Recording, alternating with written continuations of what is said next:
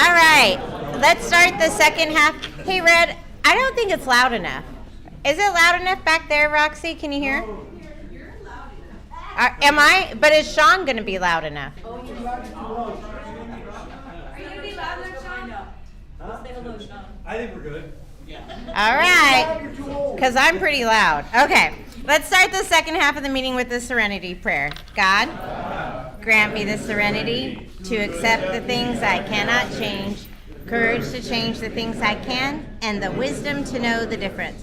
All right, let's bring up our main speaker. Come on up, Sean. Let's give him a round of applause.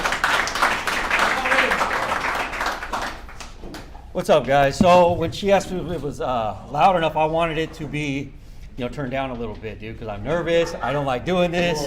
My name is Sean. I'm an alcoholic. Sean. My sobriety date is December 4th, 2022, and I have a sponsor. I have a home group, and I have a commitment at that group. I was brought up to say that those things are real important. That's why we put it out there, Those things are what keep me sober today, a big part of it.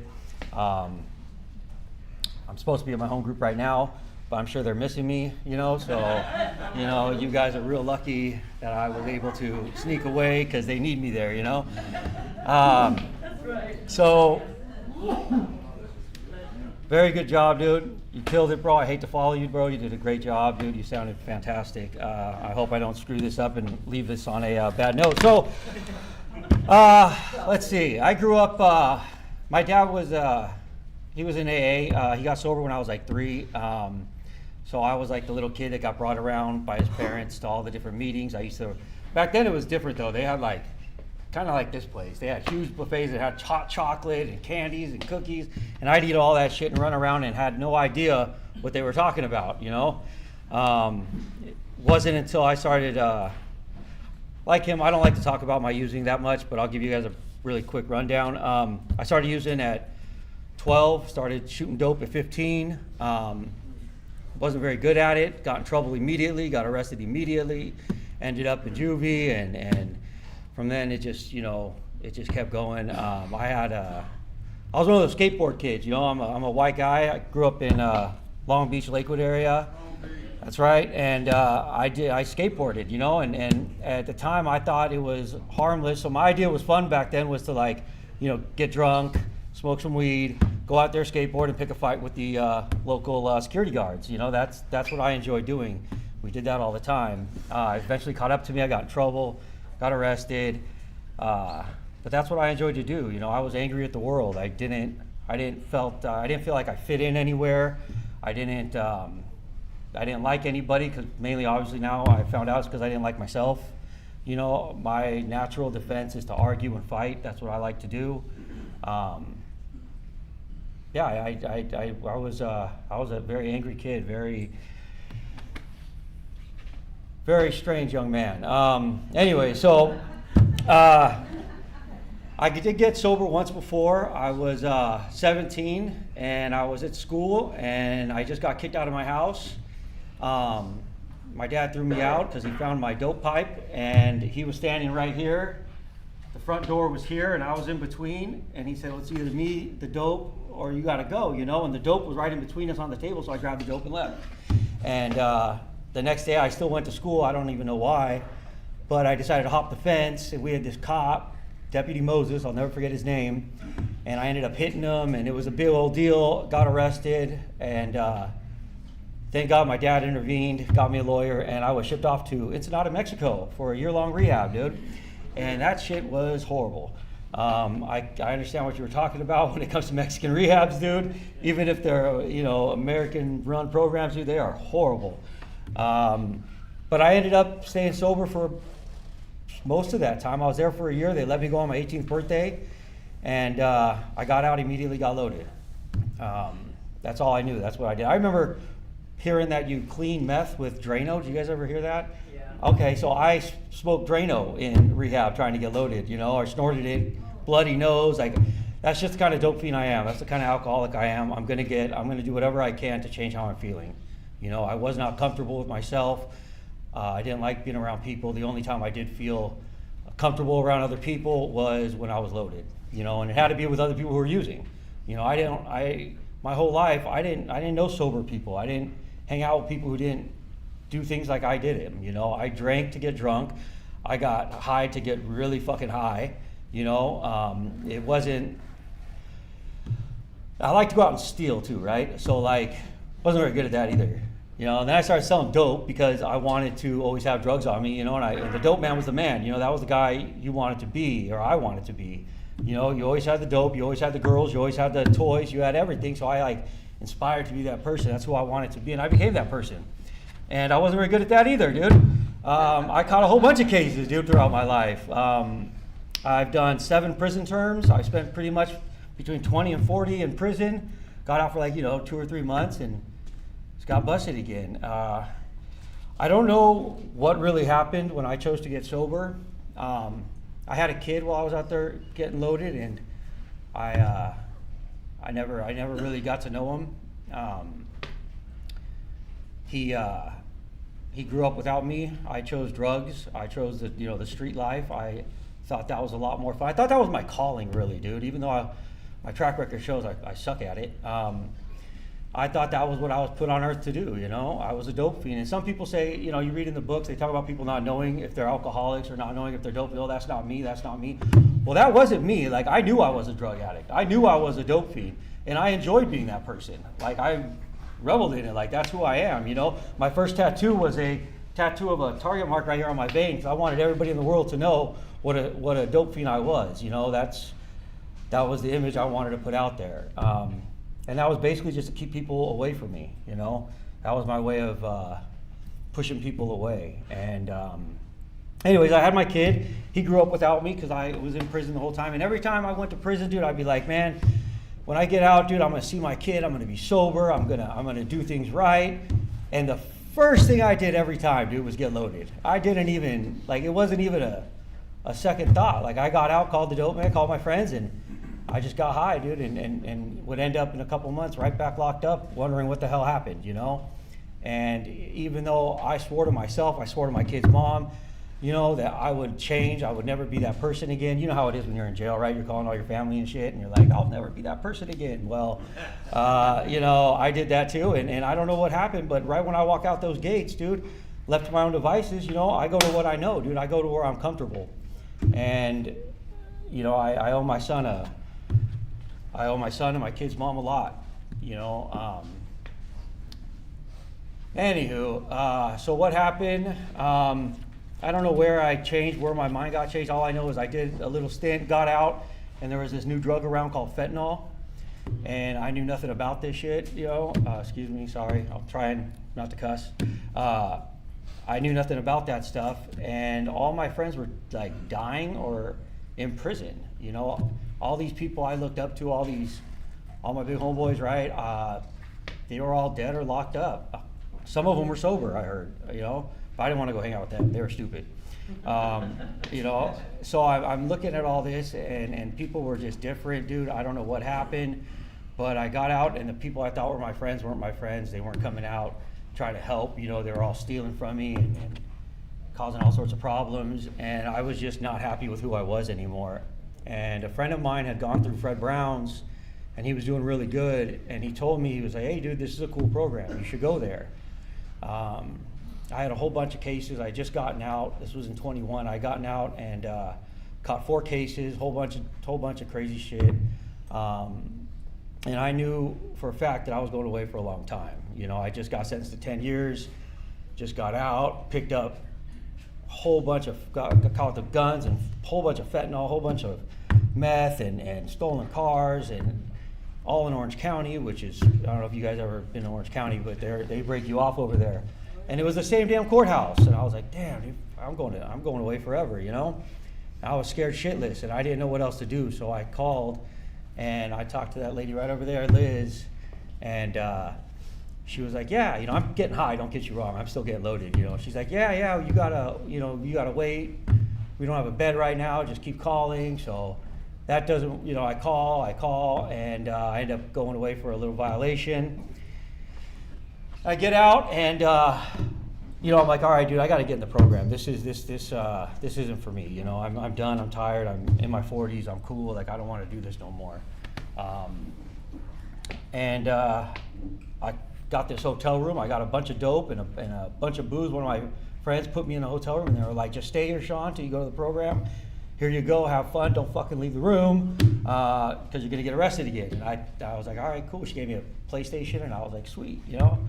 So I stayed in this room for about a week and a half, went through all the drugs, and I ended up calling Liz, or no, she called me, I'm sorry. She calls me, she's like, hey, we got a bed open. And I'm like, well, wait a minute here, you know what I mean? This is a little too early, you know, hold on a second. My girlfriend at the time had bought me Charger tickets, and I've never been to a game before. Oh, okay, yeah, okay. You know, I got my girlfriend bought me Charger tickets to go see them play. I've never seen a football game before, you know, that wasn't me, you know? And so I was like, I can't come in this weekend. I got stuff to do, you know? And she's like, well, just don't get too drunk. Don't come in with alcohol, things that we can't take you or whatever. So I agreed, and somehow I end up the next day, I pull into the driveway on 14th Street, and I had a little bag with, you know, a little bit of dope in it, and I finished it off to my last line, threw it at my friend, went inside, and I met Nancy. You know, she offered me a cigarette. I was like, I got cigarettes. I don't need any, you know. I'm Sean Walsh, you know, I'm cool. I got everything, you know. You know who I am, right? And but she gave me a hug, and that felt really weird. You know, I got some lady I don't know giving me a hug, and it just gave me the chill. Like I got creeped out, you know, and I'm like, what is this, you know? I'm high as hell, and then I go in and see Sherry, right? Sherry at the time was the intake, and she had me, she was asking me all these questions, and she's like, what's wrong with you? I'm like, I'm high as hell right now. What are you talking about? Like, you know what I mean? Like, I'm messed up. And she's like, all right, we'll go sleep it off, you know? So I go in the COVID house. I don't know if you guys still have that, but you go in the little, you know, detox COVID house, and I knock out. You know, I'm asleep for like a good week and a half. I wake up, and like all I'm doing is eating. They're bringing me this food, and I'm like, oh, this is nice, you know? This is really cool. And of course I wanted to leave, but I didn't. There's a big part of me that said, I don't know what it was that kept me here. Like I said, I don't even know how I got here. You know, I don't turn myself in. I'm not the guy that goes, puts my hands up, says I need help. I'm still kind of not that guy. I try to be, but you know, that's just not who I was at the time. And I wanted to leave, but I had nowhere to go, dude. You know, for the first time in my life, like I really felt like I had nowhere to go. I had nowhere else to turn. If I leave the rehab, I know I'm going to go back to prison. I had all these cases over my head, and I didn't know what to do. I didn't want to get sober. I didn't want to be in Fred Brown's, but the food was really good, you know, and they were bringing it to me. I didn't even have to leave. It was great. You know, so I'd wake up and eat, and they'd find me on the couch sleeping and tell me I'm not allowed to be on the couch. I'd be like, you're stupid, you know, and they'd usher me into my room, and they kind of left me alone. And I wake up, and I'm not trying to disrespect anybody when I say this, but this is what really happened, so I'm not trying to, you know, but I wake up one day, and I go into the, you know, there's a laundry room back in the back of that house, and I go back there, and there's this dude, and he's folding my clothes, and I'm like, because I put them in the washer, but I passed out or something, you know, and this guy's like folding my clothes for me, and I'm like, what are you doing touching my stuff, dude? You know, I'm getting angry, and he looks at me, and he's like, well, hi, I'm so-and-so, and I'm gay. Are you gay? And I'm like, no, dude. Like, what's going on here? You know, where'd I walk into? Wait. Hold on, give me my clothes back. Stop touching my underwear. You know, it was really weird. I felt really awkward. I got, you know, I was not in a good mind space, so I'm like pissed off right from the gate. And this was on a Thursday, right? And I'm like, what the hell? And so I just get my clothes. I go back, cover myself in bed and go back to sleep. Then I get woke up at like 12 the next day, and they're like, hey, you can't sleep all the time. Get up, we're going to this graduation thing. You have to go, it's mandatory. So I'm like, all right. I go over there, next thing I know, they're singing these songs, and they're holding their hands, and I'm like, what is this place? You know, this place is crazy, dude. I don't really think I like it here, you know? And I just didn't, you know, I still had that same mentality. I didn't know how to be around people. You know, that was my big problem. I was scared of what you guys thought about me. I was angry with myself for not having anywhere else to go. You know, I always prided myself on being able to get things done, have a roof over my head, have dope, have money in my hand. You know what I mean? I was really good at getting all those things. Of course, I give them back right away when I got arrested, but when I'm sitting there with nothing, I didn't know how to be that person. I just felt like a loser, you know. I felt like a complete loser, and you know, I was scared, dude. I was scared, and you know, Nancy showed me nothing but love. The people around me, the staff, showed me nothing but love. Even though I was probably the worst client there at the time, there's some people here in this room right now that were with me, dude. And you guys can probably remember I was not the same person I am today, you know. When I was there, I wanted to argue and fight with everything and everybody. I had a problem with everybody, and I was not shy to you know, let it be known. Roxy had to come out and, you know, straighten me out once. It was really bad, you know. I was getting a lot of attention, you know, which I guess maybe I wanted it, I don't know, but like attention-seeking behavior, I was doing that all the time, you know what I mean? That came from my girlfriend. She works with autistic kids, so I got this psycho thing that in my head all the time. Anyways, you know, I grew up with, like, it was cool to get in trouble, right? It was cool to go to prison. That's like what made, that was like a rite of passage as I grew up, you know? So like when I got there, I didn't know how else to be but angry and pissed off and defensive. And so that's who I was. And they put up with me the whole time. One of my cases caught up with me, the big case, and I thought for sure I was going to prison. And I called this chick I was talking to, my girlfriend at the time. I told her, hey, I'm leaving, dude. I'm out of here. You know, and I told them I'm leaving. You know, screw this. I'm going to prison. I'm just going to go get some dope, go get a hotel, and then catch me when they can. You know, that was what I'm used to, and that's what I wanted to do. And I don't know what happened. I don't know why I stayed, but I did stay. They told me, I remember what they said. I forgot who said it, but someone told me that if I leave the rehab, I'm 100% for sure going to go back to prison. Yep. If I stay, then there's a chance I won't. You know, they're not promising me nothing. They're not saying that, you know, for sure we're going to keep you out of this. They just said, we got your back. You know, we'll go there with you. I got a bunch of letters. I started being proactive. I was involved in Strides, which is a whole story on its own.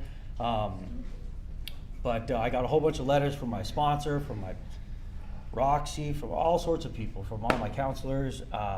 And I went to court thinking they were going to arrest me. So I got, you know, I took a bunch of tobacco, got ready for court, and you know, when I went in there, I go in front of the judge, and he's like, well, Mr. Walsh, you're here again? I'm like, yeah. And he's like, well, you know, what are you doing right now? And Abel stood up and said, hey, you know, he's in rehab right now at Fred Brown's, and I gave him my letters, and I found out I did all that tobacco shit for nothing, you know what I mean? You know, so, you know, the judge tells me, judge says, hey, dude, you know what? You're doing good, and I don't want to screw that up. Pick a court date to come back. And I said, what? I go, what do you mean pick a court date? He's like, just pick a date within 2 months. So, of course, I looked on the calendar right there in front of me. They have a calendar, if you guys don't know, and you look at it, and I'm like, oh, okay, that's the furthest one. That's the one I pick, you know, 2 months away. That's the one I pick. And he's like, all right, dude, go ahead. Don't leave your program. And I was like, what just happened, you know? Yeah. What just happened? Because I was for sure they were going to take me, you know? I've been on the run. I caught all these other cases, and my record was horrible, so I thought for sure that I was going to get busted. And that was the first time that I started to think that maybe there's something to this. You know, my whole life I was very, like, negative, right? I didn't think anything would work out. I was pessimistic. And at that point, when I left that courthouse, not in cuffs, I said, well, there might be a chance that this is working, that this thing will work. Not completely. You know, I sure didn't think, oh, God's got me. That's not what went through my head. I was like, I was smart for coming to rehab. You know what I mean? It was me that did this, right? I did this shit. You know what I mean? I didn't give it up to God. I didn't find God for a long time, bro. You're killing it. You know, I didn't find my higher power till a long time after that. I always thought, you know, I'm a man and I do things and I make the right choices, you know, and you know, that was my mentality then, and so I didn't give credit where it was due, you know. I took all the credit, and I said, well, maybe I'll stay a little longer. I ended up staying, graduated the program in March, and went to sober living, got in a whole bunch of trouble there too. Got kicked out of all sorts of groups, and like, I don't even know how you guys hung on to me for the 3 months I was there. I quickly got a job because I knew they were going to kick me out because I had a really bad attitude. And I saw, what's his name? Adrian is his name, right? Adrian. Yeah, I saw him a couple times, and he was just like, he was tired of me. So I knew I was going to get kicked out, so I hurry up and got an apartment, got a job, but I stayed. You know, I was scared. I didn't want to go back to what I was doing. I was scared. I had no idea what I was going to do, so I didn't want to leave. So I stayed an outpatient for a whole nother year. You know, I went, even though I was living on my own, I chose to stay because it wasn't broken, right? If it's not broken, don't fix it. Don't fix it. So this shit was working. I don't know how it was working. I don't know why it was working. If they would have taken bets, no one would have bet on me. But it was working, so I didn't want to screw that up. So I kept going to that outpatient, and let me tell you, I'll have 3 years in December, right? And thank you. But so much has changed in that short period of time. I have become such a different person. Like, this is not who I was. Right now, I have a relationship with my son. Last year, he just turned 17 last month. That's right. And I got to see him last year. He came over to my house for Christmas. And him and his mom and his sister, me and my girl got to have Christmas with my son. Sorry about patting the table. And that meant the world to me. I never thought that would happen. You know, if I never got sober, if I never took that chance, if I never believed that this, you know, in this program, that would have never happened. You know, I'd be sitting in prison again. My son and I have a good relationship now. I get to see him whenever I want. Unfortunately, it's not enough because I work like crazy. I have a fantastic job I just got. I started small. I took any job I could get, you know, around here. You know, a get well job they call it, and Indeed is fantastic for that. And I suggest that to anybody who gets out of here is get that job, because I've never really worked before, so like it felt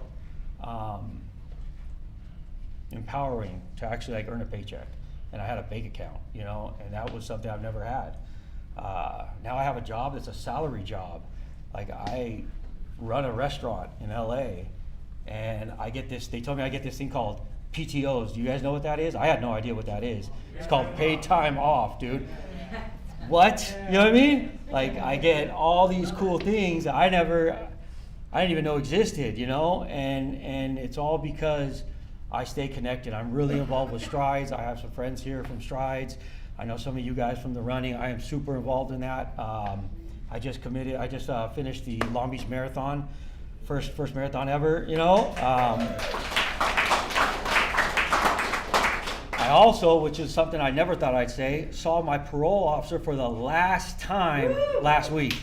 They told me that they didn't want to see me again, dude.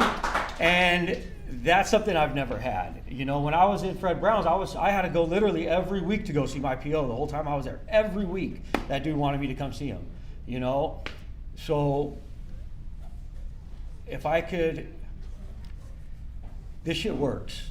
I don't know how it works. I don't know how I was able to stay sober this long. All I know is I stay connected.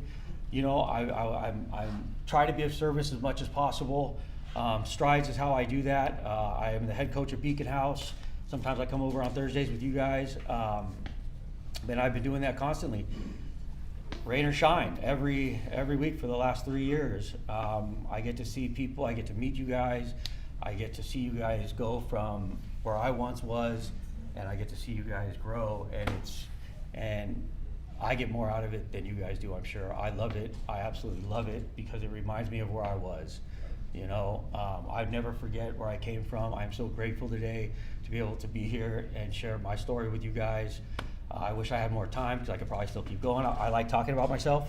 So, you know, it's my favorite topic, right? So, but, you know, it's amazing how this program works. My higher power, my God, is he's with me every day. I talk to him every day on the way to work. That's my like little time with him. And man, he's been there for me. When I thought everything was screwed, I thought nothing was going to work out, man, shit works out. And it's because I put the right foot forward. I don't choose to do the wrong thing anymore. You know, and I'm very grateful. I'm very grateful. The biggest thing I can recommend, which helped me the most, I think, is getting into that book. You know, I read that book, and I don't read it by myself, because if I read it, I'm going to hear what I want to hear. You know, I'm going to read what I want to read. I go over it with my home group with a bunch of old timers who know that book, you know, like no other, and they explain, they break down every sentence. I go in there and I learn from these guys, and you know, I learn the program, and I try to work that program every day, dude. I try to be grateful, I try to be helpful, and yeah, so thank you for letting me be here. I appreciate you guys.